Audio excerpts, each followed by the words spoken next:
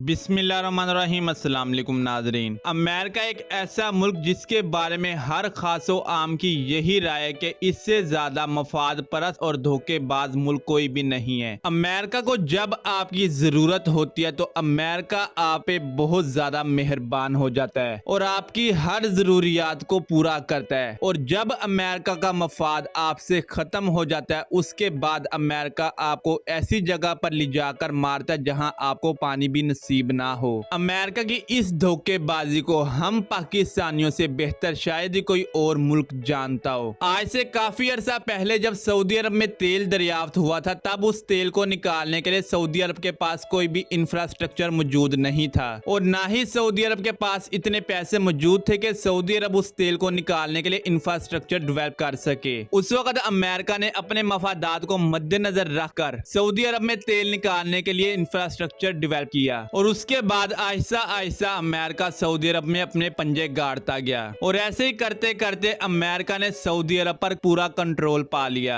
2010 में सऊदी अरब के शाही खानदान की जानिब से फैसला किया गया कि अब अमेरिका हमारे लिए सरदर्द बन चुका है, अब हमें आहिस्ता आहिस्ता अमेरिका से अपनी जान छुड़ानी चाहिए और अमेरिका की जितनी भी अफवाज सऊदी अरब की सिक्योरिटी के लिए सऊदी अरब में मौजूद हैं आहिस्ता आहिस्ता उनको वापस अमेरिका में भेजना चाहिए। जब सऊदी हुक्मरानों की जानिब से यह फैसला किया गया तब उन्होंने ये पाया कि हमारी फोर्सेस के पास इस वक्त जितने भी हथियार मौजूद हैं वो तमाम के तमाम अमेरिका के बने हुए हैं। अगर हमने इस तरह अमेरिका को सऊदी अरब से बाहर निकाला तो अमेरिका इन तमाम हथियारों के स्पेयर पार्ट्स की सप्लाई हमारे लिए बंद कर देगा और उससे हमारे लिए बहुत ज्यादा मुश्किलात खड़ी हो जाएंगी। इन्हीं तमाम चीजों को मद्देनजर रखते हुए सऊदी एयर फोर्स की जानिब से एक बहुत अहम फैसला लिया गया जिसके तहत सऊदी एयर फोर्स ने आने वाले वक्त में अमेरिका की बजाय दूसरे ममालिक से असले की खरीदारी करनी थी ताकि सऊदी एयर फोर्स अमेरिका के असले से अपनी जान छुड़ा सके। इस फैसले का नतीजा फिर यह निकला कि सऊदी एयर फोर्स ने नए फाइटर जेट्स की खरीदारी के लिए इंग्लैंड से राब्ता किया और इन दोनों ममालिक के दरमियान euro fighter Typhoon fighter jets की डील फाइनल हुई। Euro fighter Typhoon fighter jet को एक मुल्क नहीं बल्कि काफी सारे ममालिक मिलकर बनाते हैं। अगर आपने euro fighter Typhoon fighter jet खरीदना है तो उसकी खरीदारी के लिए आपको इन तमाम ममालिक की इजाजत दरकार होगी। अगर इन ममालिक में से किसी एक मुल्क ने भी ये कहा कि हम आपको ये फाइटर जेट बेचना नहीं चाहते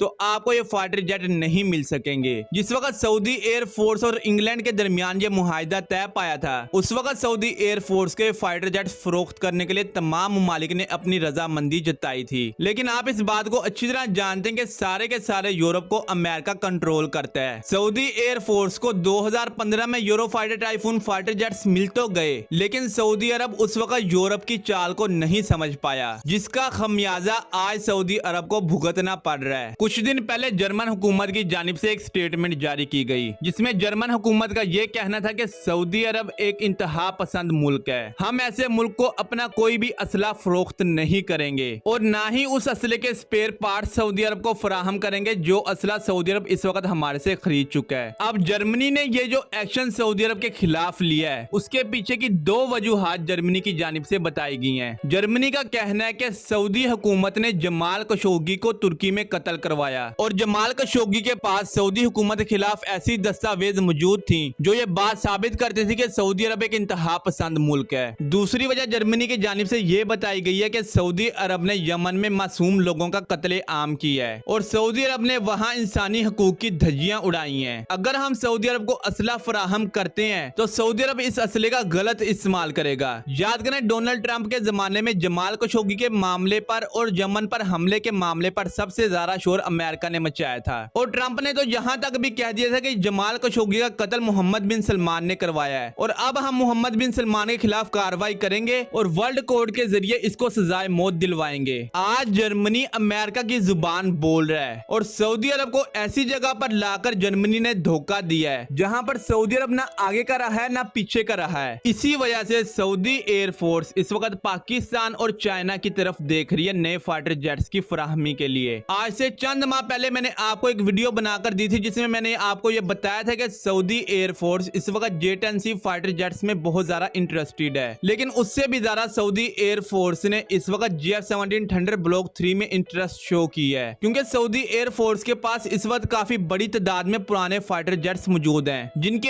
एयर फ्रेम की लाइफ इस वक्त खत्म होने के नजदीक पहुंच चुकी है। उनको रिप्लेस करने के लिए Saudi air force Pakistani JF-17 thunder block 3 में बहुत ज्यादा इंटरेस्ट शो कर चुकी है, लेकिन मौजूदा हालात की वजह से पाकिस्तान और सऊदी अरब के दरमियान अभी तक डील फाइनल नहीं हो सकी। सऊदी एयरफोर्स इस वक्त पाकिस्तान और चाइना से 3 अलग अलग इकसाम के फाइटर जेट्स खरीदने के मुआहदे करने के नजदीक है, जिनमें चिंगदू J-20 फाइटर जेट शामिल है, चाइना का J-10C फाइटर जेट शामिल है और पाकिस्तान और चाइना का बना हुआ JF-17 थंडर ब्लॉक 3 शामिल है। अब आप में से अक्सर लोग ये कहेंगे कि चिंगदू J-20 को चाइना किसी भी और मुल्क को फरोख्त नहीं करेगा। इस फाइटर जेट को चाइना ने सिर्फ और सिर्फ अपनी एयरफोर्स के लिए बनाया है। अगर कोई दूसरा मुल्क इसको हासिल कर सकता है तो वो सिर्फ पाकिस्तान है। तो देखें, जब मफादात पर बात आती है और आपने किसी मुल्क को अपने काबू में करना होता है, उस वक्त आप ऐसे मामलात को नहीं देखते। और इस वक्त China 6th generation fighter jet बना रहा है और आने वाले वक्त में चाइना का main line fighter jet China का 6th जनरेशन फाइटर जेट होगा, ना कि J-20 होगा। इसलिए आप देखिएगा आने वाले वक्त में चाइना अपने J-20 को भी फरोख्त करने के लिए पेश कर देगा काफी सारे मुमालिक के आगे। खैर, J-20 और JF-17 थंडर ब्लॉक 3 ये 2 अलग अलग टॉपिक्स हैं। इंशाल्लाह इन दोनों टॉपिक्स को मैं अपनी किसी और वीडियो के अंदर कवर करूंगा। फिल वक्त की जो अपडेट थी वो मैंने आपके साथ शेयर कर दी है। आने वाले वक्त में जो भी इससे मुतालिक न्यूज निकल कर सामने आएगी वो भी मैं आपके साथ शेयर कर दूंगा। खैर, ये थी आज की वीडियो। अगर आपको वीडियो पसंद आई है वीडियो कर दें लाइक। मिलते हैं अगली वीडियो में, तब तक के लिए अल्लाह हाफिज।